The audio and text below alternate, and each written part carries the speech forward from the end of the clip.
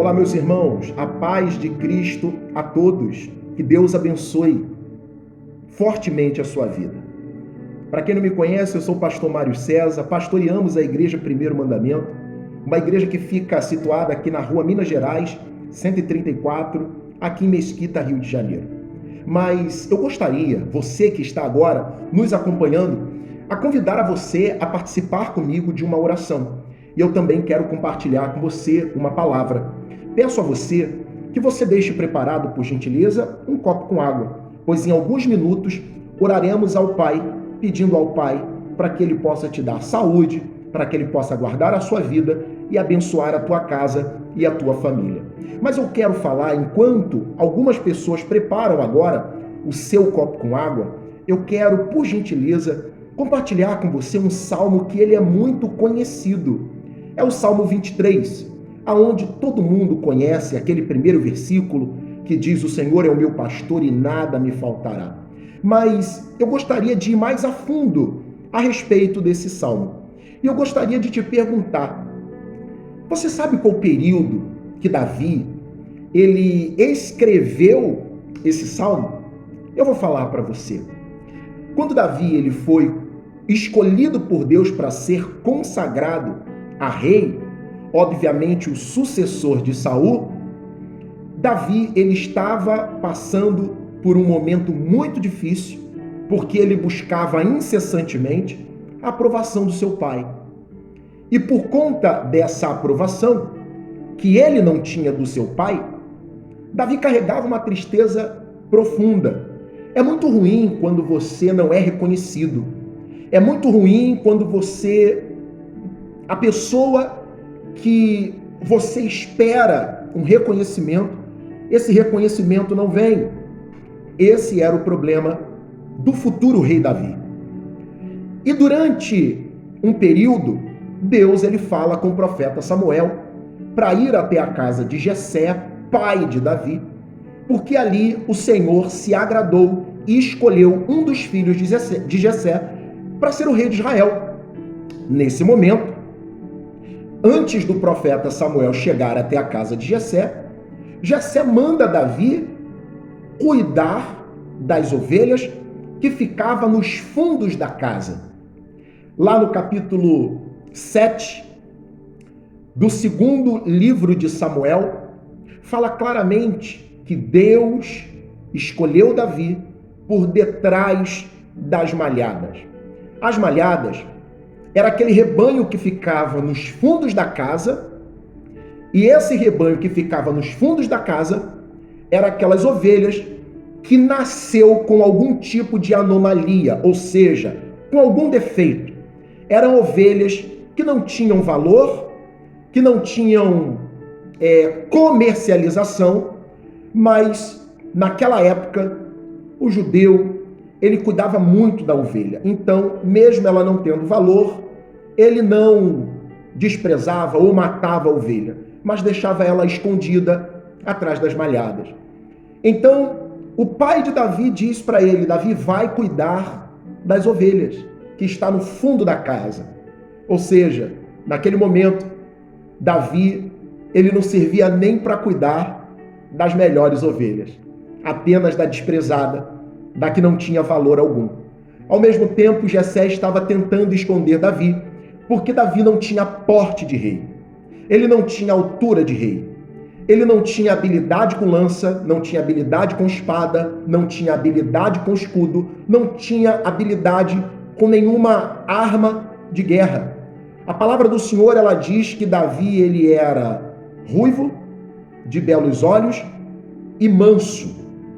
A característica era zero para ser um futuro rei de Israel. Tanto é que quando Samuel chega à casa de Jessé, Deus ele fala para Samuel: Samuel, nenhum desses filhos eu escolhi como rei, porque eu não vejo como vê o homem.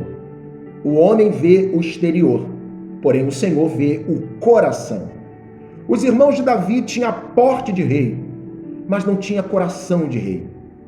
Não tinha espírito de rei. Não era servo.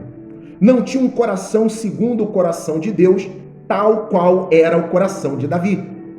Isso já nos deixa uma lição tremenda. Porque, meu irmão, minha irmã, se você tem as qualidades do coração para dentro e o Senhor se agrada do que está aqui dentro de você, então fique tranquilo que as qualidades do coração para fora é insignificante. Pois Deus viu como Davi, atrás das malhadas, cuidando de ovelhas defeituosas, com anomalias, com defeitos que pode-se dizer que eram ovelhas que eram consideradas um monstrinho, mas Davi cuidava com tanto amor, Davi tratava com tanto amor, que quando veio um leão para atacá-las, Davi a defendeu. Quando veio um urso, Davi também as defendeu. E Deus viu aquilo. Se ele cuida de ovelhas defeituosas, a que devia nascer com 4 patas, nasceu com 3. A que fisicamente, aparentemente, nasceu perfeita, mas cega de um olho, que não servia para comercialização. Se ele cuida, se ele defende com a sua própria vida aqueles que são desprezados, aquelas que são desprezíveis, imagina se colocar ele para ser o rei do meu povo, guiar o meu povo. Foi isso que Deus se agradou em Davi. Isso nos deixa uma lição profunda. Quando nós temos o cuidado com aquilo que agrada a Deus, fazemos aquilo que agrada a Deus, Deus, ele sempre olhará para mim, olhará para você e se agradará de nós. Então, meu irmão, minha irmã, mesmo Davi agradando a Deus pela sua postura, pelo seu coração, pela sua dedicação, pelo seu amor, Davi não agradava ao pai, porque o pai olhava o exterior, mas o Senhor olhava o coração. Davi, num dado momento, ele sentou próximo àquelas ovelhas numa árvore e ele chorava, porque queria tanto reconhecimento do pai. Reconhecimento que nunca veio. Isso nos deixa também uma grande lição. De repente, você está buscando o reconhecimento de uma pessoa que nunca virá. Mas se você focar em Deus, esse reconhecimento será extraordinário, porque vem daquele que não despreza ninguém. Meu irmão, minha irmã, Davi, ele chorava, triste. E Deus, vendo aquilo, disse: Davi, essas ovelhas que são desprezíveis, essas ovelhas que não é boa para comercialização, elas têm pastor, e um bom pastor, que é você, Davi. Assim como elas têm pastor, você tem pastor. E esse pastor, Davi, sou eu mesmo, o seu Deus. Ali Davi pega a sua harpa e ele começa a dedilhar a sua harpa, e naquele momento Davi, ele compõe o salmo mais conhecido da história da Bíblia, o Salmo 23. No seu pior momento, ele compôs uma mensagem que muitas pessoas, quando estão passando por muita luta, elas lembram sem precisar abrir Bíblia Sagrada. Meu irmão, isso nos deixa também uma grande lição. No seu pior momento, Deus está com você. No seu pior momento, Deus, ele cuida de você. No seu pior momento, ele te levanta. No seu pior momento, ele diz assim: eu sou o teu pastor. Eu cuido de você. Ainda que o teu marido não cuidou, a tua esposa não cuidou, quem você esperava reconhecimento não reconheceu, Deus está falando para você: eu cuido de você. Convido a você a orar comigo agora. Preparou o seu copo com água? Vamos orar então. Pai, em nome do Senhor Jesus, colocamos a nossa vida diante de Ti, sabendo que nesse momento existem pessoas que estão se libertando da dependência emocional de alguém. Por ela achar, meu Pai, que precisava do reconhecimento de uma pessoa que ela ama, que ela considera, reconhecimento esse que nunca veio. Mas nesse instante, Pai, o Senhor reconhece, o Senhor vê, o Senhor abraça, o Senhor tira de dentro dessa pessoa a tristeza. E o Senhor traz, em primeiro lugar, cura emocional, transformação e mudança de vida. Pai querido, Pai amado, derrama o seu poder e transforma o coração, o interior de cada pessoa que participa comigo deste momento.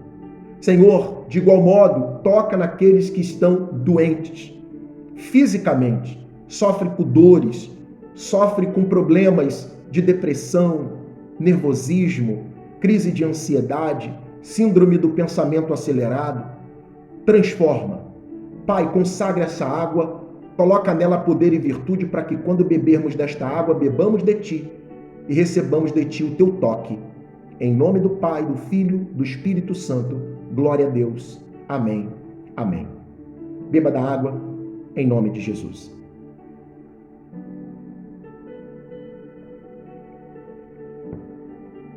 Sejam abençoados em nome do Senhor Jesus Cristo. Gostaria que você, meu irmão, minha irmã, compartilhe esse vídeo, segue o nosso perfil e, se você puder, dê um like e ative o sininho para que todas as vezes que compartilharmos uma palavra, você seja notificado. A paz de Cristo a todos, um shalom, nada quebrado, nada faltando, nada fora do lugar.